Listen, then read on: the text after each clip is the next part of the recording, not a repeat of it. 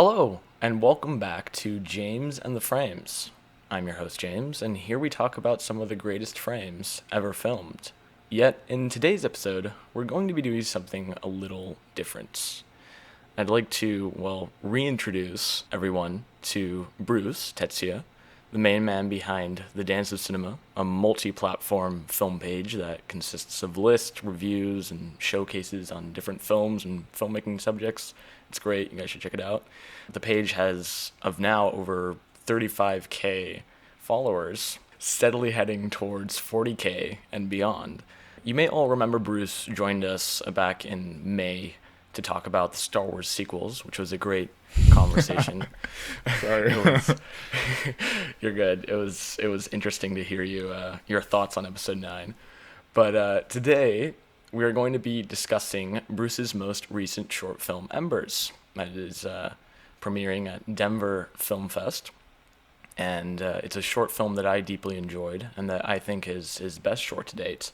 And we'll also be talking about some other fun filmmaking topics because, that's what we do around here. Bruce, welcome back. Thank you so much for having me back. Last episode was super fun, to say the least.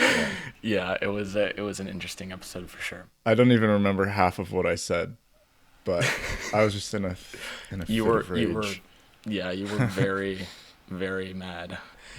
But yeah. So Bruce, I understand that EMBERS, it was originally derived from a poem you wrote yourself. Is that correct?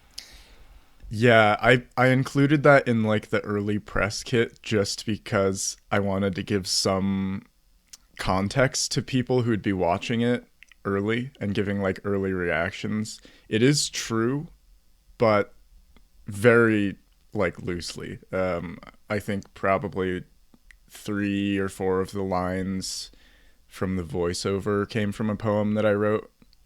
And the poem I wrote in the car on the way to our first location. So it was really about the film.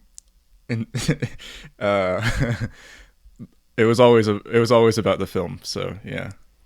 I like that. And the other lines in the film, were those improvised or was that more of a... Yeah, the other lines sort of just came as we were recording. This was definitely like the most free-form project I've ever done, and so I sort of adopted a lot from Malik's way of working where, he would film a lot and just so that he had more than he had to work with. We just sort of found the film as we went. And so, yeah, a lot of the other voiceover lines we were just playing with during our Did recording you guys go, day. Yeah, different variations and stuff like that. Mm-hmm. And, yeah, there's definitely a lot that didn't make the cut. Yeah, a lot that ended up on the cutting room floor, I imagine. Mm-hmm. But the lines you did pick are very beautifully said, and I'm actually interested to hear your explanation behind making the film in Spanish, because I know it's a different language. You've made Japanese before, of course, but Spanish is kind of a new language. Was that Catalina's sort of influence there, or? Mm-hmm. Yeah, I'm glad that you asked about that. Basically, it's just because I think English is a very ugly language, and a lot of the time when delivering poetic lines in English, it can sound really cheesy. Like a lot of these lines especially, I feel like they would not have played as well in English.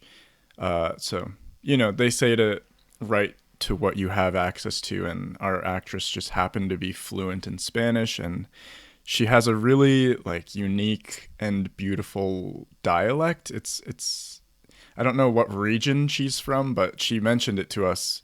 I was in AP Spanish for a couple of years, and Jacob, my producer and co-DP, is also pretty fluent in Spanish, and so it just sort of made sense. Well, I'm also fluent in Spanish, so it made sense to me. yeah, it was just sort of like a natural thing, and yeah, I'm glad that we did it that way. Yeah, it came out super naturally, and I'm going to do a little shout out to the main actress in Spanish here. Hiciste un trabajo fantástico y te mandamos un saludo desde el podcast. But also, uh, yeah. So that was a great part of it. But what was the shooting of Embers more or less like? Because I know you talked about like sort of writing the poem on the way and filming everything and then having stuff later to edit down. But how many days did it take? How? Oh, production was sort of split into two halves. Like I mentioned, I was sort of going the Malick way, and originally the film was we were supposed to be finished after like 1 week of filming. We sort of just hopped around different spots in Colorado and filmed a bunch of little tiny scenes that we could have sort of spliced together.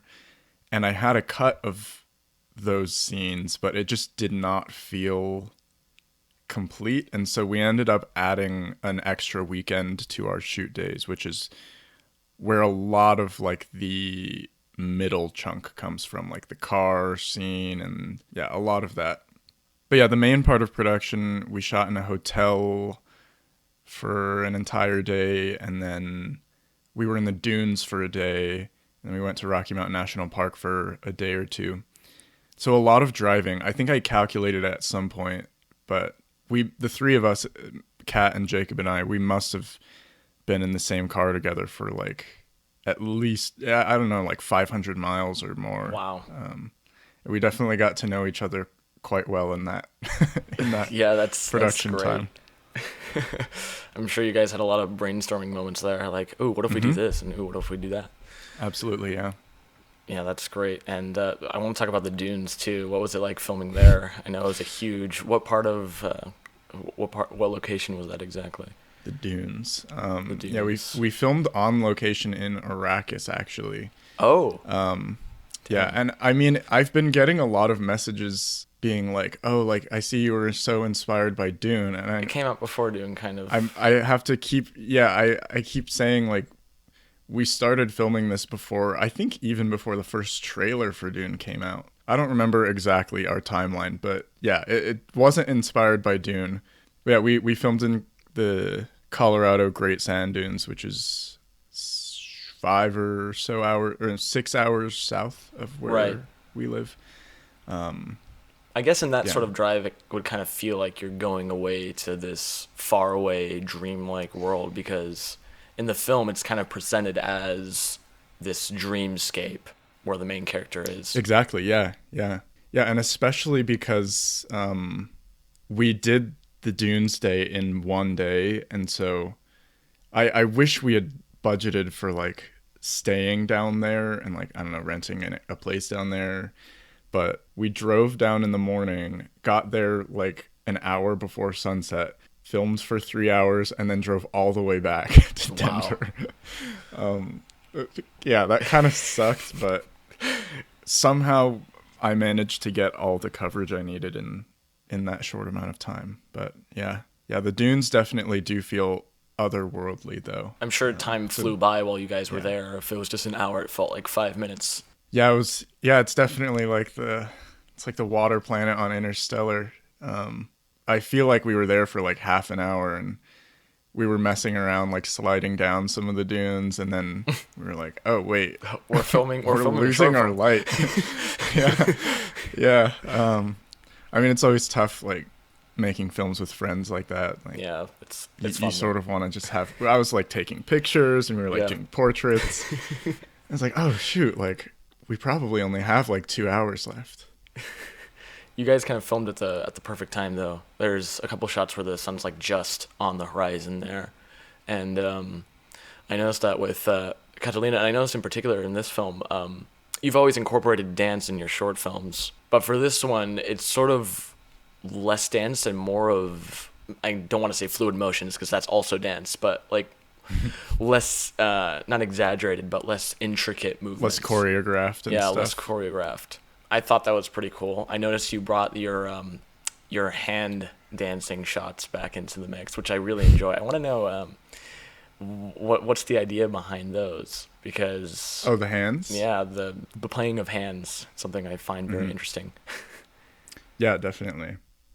I feel like, well, a lot of my favorite filmmakers focus on hands a lot. Malick and Villeneuve, there's a lot of hand imagery, especially in like a rival enemy. And I don't know, I feel like if the eyes are like the window to the soul, then hands are maybe like the doorway. It's just a great way to introduce textural elements to the audience by having your character touch things. And I don't know, there's just something so beautiful to me about hands as symbols. I mean, they just look great too. It's like you always see characters like hearing and seeing and like even smelling their environments, but I feel like touch is a very sort of underrated sense in like immersive filmmaking. And so yeah, That's beautiful for sure. And and it's actually, sorry, I think it's funny that you mentioned the hands because Embers is nothing compared to the next project in terms of how much hands are in it. I'll just say that the project I'm currently working on don't tell me that is, the title of the film is Hands. it's not, Okay. but it might as well be. It's gonna be, yeah, it's a lot of hands. It's great. Well, that's a beautiful explanation. Yeah, in this film, more than anything, you use that imagery quite a bit. And I also noticed that rising up is sort of a theme in this short too. I noticed that the camera rises upwards towards the end as the music sort of rises as well. And as we see the final shot, we see our main character kind of walking off and kind of rising in her own sense, like up the hill. So is that some sort of context, like what motivated you to make Embers, like to uplift others? Or because I noticed at the end there's a message that says like to those in this creative drought. Is that one of the aspects of Embers that you wanted to convey? Yeah, definitely. I think so we made this in quarantine, and it was never really meant to be like a big project or anything. Like it was like we were shooting portraits with Kat a lot over quarantine and just like, you know, creating small little things. And I think on one of those photo shoots, I just started throwing the idea around of like, what if we cast Kat in like a little movement piece or something like that and just film it over a weekend? And then the idea kept growing and the scale kept growing, and I was like, okay, we need to get like a really great red dress and we need to go to the dunes. And we were all just sort of like frustrated that we couldn't make something bigger. And so our goal was to sort of make something that feels, I guess, rather epic, but also intimate with limited crew and limited, you know, access to a bunch of things. And so yeah, crew was literally just myself and Jacob. I DP'd all of the Dune stuff and Jacob DP'd all of the interior stuff. And yeah, we both wore a lot of hats on this, and then Kat, of course, was super great and super flexible with our schedule and creative needs with the project. I think if Ember serves as anything for the audience, it's to serve as sort of like a visual catharsis, and I guess on like a more meta level, just remind people that like you don't need a huge crew or a huge budget to make something cool. And what does it mean to you in terms of artistic fulfillment? For me, well, I can say it was a great exercise making something without a formal script or shot list or storyboard or anything. I can't say that I would do it again anytime soon because the stress of not knowing what you're going to get when you're investing so much time into something is very stressful. So it was definitely a great exercise, though. I think I grew a lot as a filmmaker from doing it. But yeah, my next project will definitely be, well, it is scripted and storyboarded and shot listed, and it'll be a bit more of a meticulous project, which I'm also excited to tackle. Yeah, it'll be more choreographed. Yeah, in a sense. Yeah, Mm-hmm. in a sense. After of course shooting, you guys went into post, and I heard Soren, right, his score. Yes, Soren, he's the goat. Shout out to Soren. Yes, shout out, man. He's great, and Claudius too. Oh yeah, Claudius, sound design, fantastic. Yeah. Those two elements mixed together really well. Was working with Sohan, how was that like? I know you guys made a video on it. but I want you to touch on it a little bit more. Yeah, so the process was sort of backwards actually, because usually I like to have the music, even if it's just like themes and chord progressions before shooting, just so that I can have it in mind and we don't need to like rescore anything if it doesn't fit. I didn't even know he was going to score it until after I think I already had a cut finished, and I was just looking for music, and there was just like nothing good that would fit the piece. And so I put out like a composer call, and I just connected with Sohyun actually on Instagram through Claudius, who's one of my good friends. And he reached out, I think, to me and was like, yo, I compose. Let me see the cut and like let me see what I can do for you. And the first draft that he sent was pretty mind-blowing.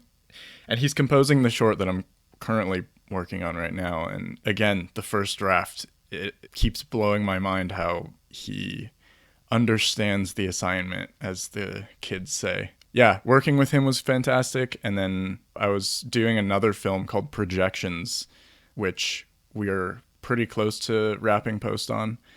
So I didn't really have time or the bandwidth to do the sound mix for Embers. And so that's why Claudius jumped in and really took the reins there. And I'm super grateful that he did, because he did a better job than I could have done for sure. But yeah, so yeah, Projections is also, it's more of like a dance piece for sure than Embers was, but yeah. Oh, that sounds, sounds like you guys really work closely there, and even overseas, because I know they're in different countries, so you guys had to accommodate for time zones and all of that. Oh, that was the worst for sure. And I'm still getting messed up on the time zone stuff. Because like we keep scheduling meetings because, Soren is composing. So yeah, there's Projections, which is a horror dance, and then there's the Hands horror film, which is less of a dance film, but Soren is also composing that one. And oh, that's great. Yeah, that's awesome. Yeah, he's gonna really have to bring out the hands themes there. Yeah, I don't know, this giant hand pursuing you down the hallway. It'll be interesting to see for sure. Yeah, I know Embers kind of came improvised, but was it always something you kind of wanted to work towards or just do as a short? No, not consciously. I don't think. Like, this was never an idea that I had. It sort of arose from thin air, I guess, out of necessity, because it was a quarantine project and like we didn't have a lot to work with, and so we were just sort of like, okay, we can't make this horror film that we want to make right now, which things have changed a little bit and now we can. But yeah, it was sort of just like a spur of the moment thing where we put it together really quickly actually, and but it doesn't seem like that. I'm so glad to hear that. It doesn't seem like a 48-hour film project or anything like that. Yeah. Oh, it definitely wasn't 48, but it was fast in comparison to my other stuff. Yeah. Fast paced. Yeah. And the lack of planning also, I'm sure it makes room for spontaneous decisions that make the final product even better, for sure. Yeah. I mean, I subscribe to the Cuarón sort of mindset in filmmaking, where you plan as much as humanly possible, but as soon as you get on set, you can pretty much just throw your storyboard in the trash. Like, as long as you have all of the knowledge that you think you'll need to direct it and have the ability to communicate it to everybody who needs to know it, then definitely like embrace, improvisation and change. And yeah, I mean, a lot of the best shots in all of my films just sort of come from like happy accidents and like finding angles that we would not have anticipated, or the light strikes the actor in a way that we never thought, or just anything like that. I'm always down to embrace change in our projects. For sure. Yeah, it's a good style of filmmaking to subscribe to. Mm-hmm. And even though it might get a little chaotic at times, it proves to be artistically fulfilling for sure. That's all filmmaking is. Yeah. It's controlled chaos. You just No, even at high budget levels, like nobody really knows what they're doing. I can like, it's a little secret, but yeah, it's always gonna be pretty chaotic, even if you have 50 people on set helping you. True. I mean, look at what was it? There Will Be Blood. It was some explosion that interrupted Old Country for Old Men Yeah, shoots. yeah, So I noticed that it's not so prevalent in this one, but throughout most of your shorts, there's a theme about time and the passage of it. Also, I wanted to ask you, just to deriving off topic a little bit. I've just noticed in your life updates and your Q&As and your short film memories that you did, that's short documentary piece. I believe it was called Memories. yeah. Natsukashi, it's memories in Japanese, sort of. Yeah, yeah. Yeah. What's your perspective on the passage of time in general?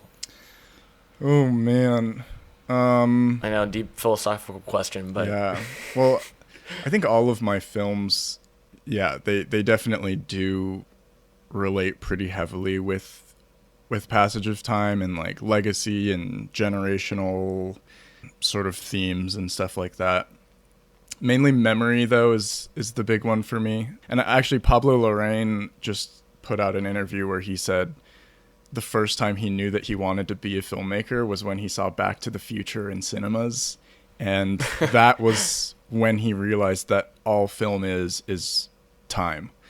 I mean, for me, like memory is it's what makes us who we are, and like part of me, I make films, of course, to start conversations and express myself visually, but another big part of it is to sort of capture these moments and like capture memories of making a film, like to get a little bit more meta. When I'm watching Embers, I don't necessarily see it at face value. I sort of just see the experience of making it. Like I in the hotel scenes, I don't know if I'm necessarily paying attention to Kat there in character. I'm seeing us off screen and all the fun times that we had filming it. And so yeah, that's half of it. I would say is just capturing like memories and stuff. It's a huge reason why I started making films. yes, memories and nostalgia, of course, is probably a huge factor there as well. Yeah, for sure. As we get older, of course, those memories become more important. So I'm guessing is that you might want to make films that impact people, so that when they look back on it, maybe 15 or 20 years, they'll be able to have such feelings that you describe. Yeah, my first short ever was called Short Term, and it's a horror thing about a woman with dementia, and she's visited by this person who claims to be her son.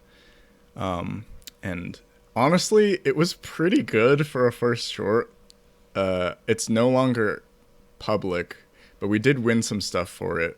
And yeah, so I mean, memory has always sort of been like a key component to my films, whether it's introduced in like a horror type of way like that, where, you know, you've lost your memory and you don't know who you can trust, or if it's in more of like a sentimental way, like in Crashing Dawn, or if it's in like a reflective way, a cathartic way in Embers, where, you know, she's like using her memories to inform her current decisions and like escape a toxic relationship or whatever.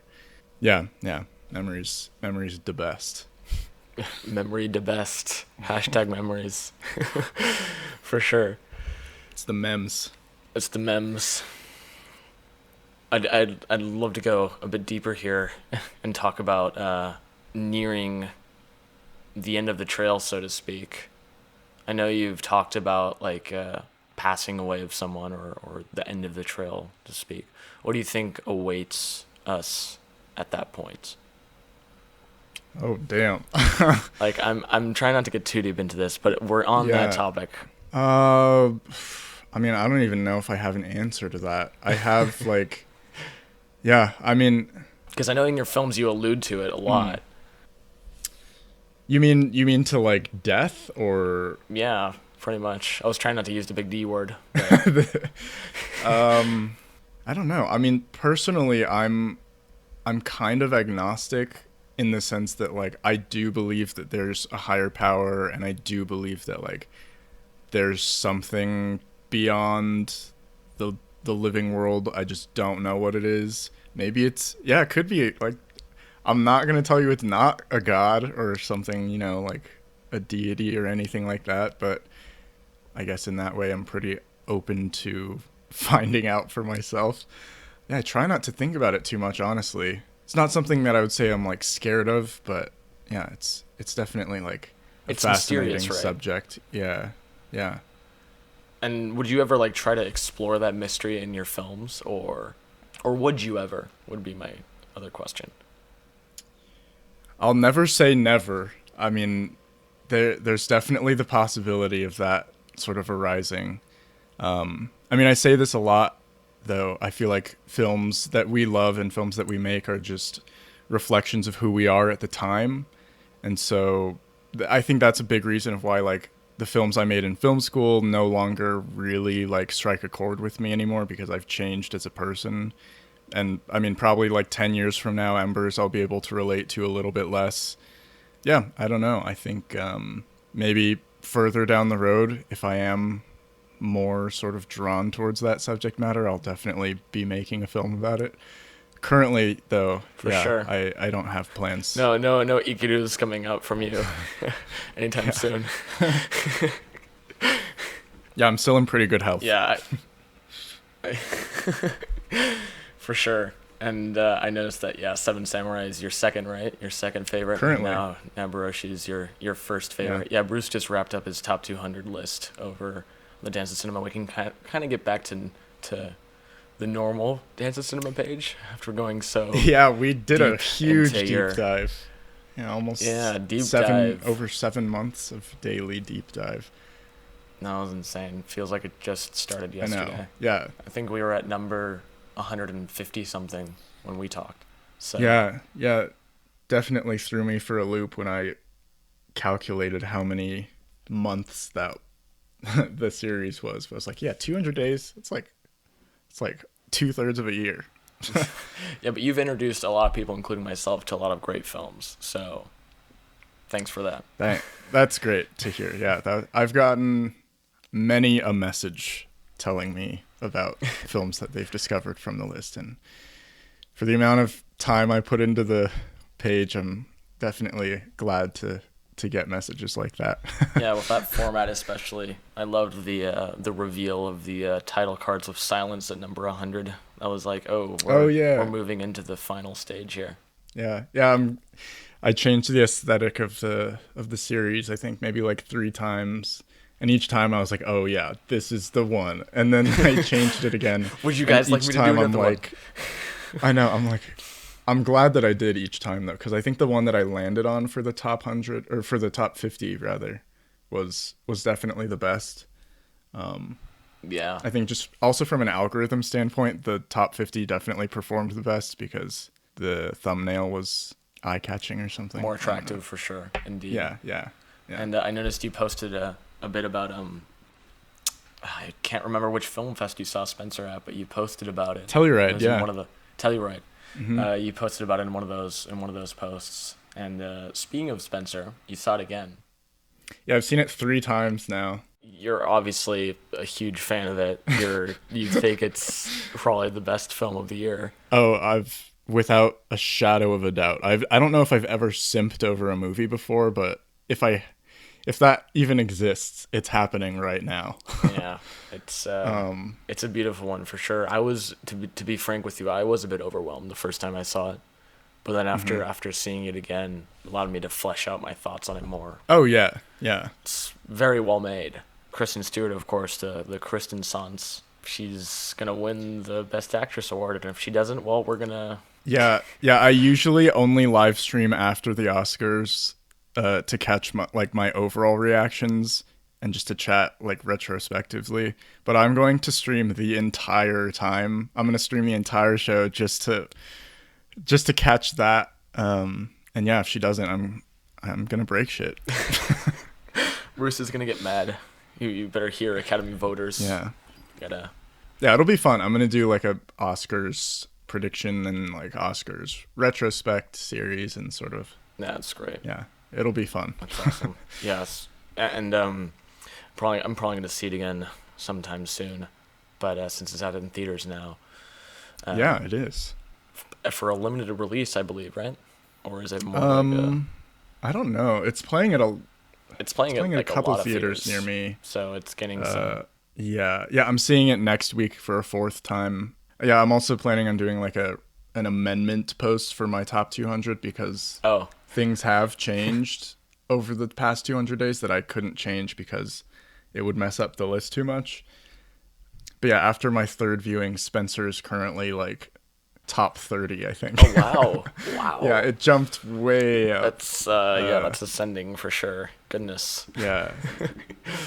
Yeah, and in terms of Kristen Stewart, I've only seen her in Speak, and of course I saw her in Twilight, but it's a fuzzy memory. I didn't really see too much of it. But I really want to check out Personal Shopper. I've heard it's really good.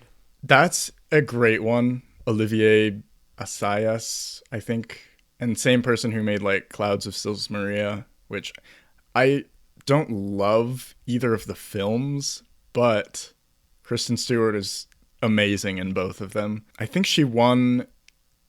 What did she win? She won something at Venice, like Best Actress or something. Yeah, she won a ton of stuff for both, or at least for Clouds of Sils Maria. But I think the César Awards or something. But I said it in my post, but I've never done like a 180 on an actor like this hard before because I'd only seen her in Twilight. I didn't even know Speak was a thing. And I was like, okay, I get what people are saying. Like, she's kind of awkward. And then Panic Room, of course. I only seen Panic Room like a couple weeks ago, actually. And now it's like maybe my 3rd favorite Fincher movie. But yeah, so I did sort of like a retrospective on her filmography and definitely changed my mind. Like, she's pretty phenomenal in most things, I would say.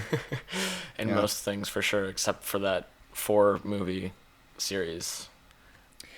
Yeah, I mean, even the first Twilight, I think she's fine in. I think the first Twilight's pretty funny. It is very funny. It's like it's yeah, I definitely have a soft spot for that first one. It's a ridiculous movie, but the other ones are kind of like I have the same feeling about 50 Shades of Grey. And the same thing for Dakota Johnson too. She's a terrific actress, and she gets a lot of flack for the 50 Shades movies, and I don't think she should. Because she's actually... That's a good parallel. And in the same way that Rob Pattinson had a sort of lull after those, Jamie Dornan is sort of having a pretty good comeback right now as well. Yeah. I saw him in Belfast. He was great. I missed Belfast like 3 times. I had 3 chances to see it at Telluride in Denver, and I didn't go to... He's here, actually, for Denver. Oh, wow. That's great. Yeah, I didn't get to see it. It's pretty good. I'd say it's a Cold War set in Northern Ireland. It's the best parallel. Oh, wow. Oh, it's cool. It's a good one for sure. And yeah, we'll just gotta wait for Taylor Lautner. He'll be coming along soon. Yeah, we haven't heard anything from that guy. What historical figure should he play? In a while. Oh, it's a good question. I'd have to think. I haven't thought about that. The Rock. No, I'm kidding. The Rock. Yeah, maybe in a bit. Yeah. But and of course Dune came out. That was great. I saw that you enjoyed it. You gave it 4 stars. I enjoyed it. I saw it in IMAX. It was a great cinematic experience, but it does feel incomplete without part 2 for sure. Yeah, that's the main thing I have with it. Like, there's sequences in it that are like goddamn perfect. I think the entire first act, and like funny enough, everything before they actually get to Dune, I think is like 10 out of 10. Yeah, it's actually like everything on Caladan and like the Gom Jabbar sequence with the needle in the box, and when the Bene Gesserit arrive and when they depart, like everything before they actually get to Dune is like amazing. And then it sort of fizzles, which was a little disappointing to me. Yeah. But yeah, I'm sort of reserving my complete review for Dune until part 2 comes out because yeah, it's not finished. Because it'll kind of be like a Kill Bill situation, right? Kind of, yeah, yeah. Except even Kill Bill, I think the first one stands on its own. This Yeah, this first Dune movie, I do not think works by itself. I don't think so either. But Unfortunately, it's great, but it needs that yeah, follow up. I'm I'm optimistic though for part two. Yeah. Optimistic. And speaking of optimistic, just real quick, a few other films coming out this year. What other films are you looking forward towards in this last couple months in the year? Oh, so only 2021. Yeah, because we've got a Well, couple that are pretty good. now that I've seen Spencer 3 times, and I saw Drive My Car yesterday and Come On the day before. And so, I mean, now that I've seen those, The Worst Person in the World is probably my most hyped. It's Joachim Trier's new film, who's probably my favorite European director right now, Oh, or currently working. And I'm seeing that next Friday at Denver. So I'm very hyped about that. I feel like there's no way it doesn't go to my top 5 of the year just because of the director's track record, and the trailer looks pretty incredible.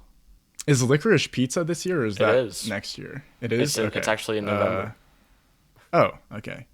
Yeah, I don't know. I'm hesitantly optimistic for that. I mean, obviously I love PTA.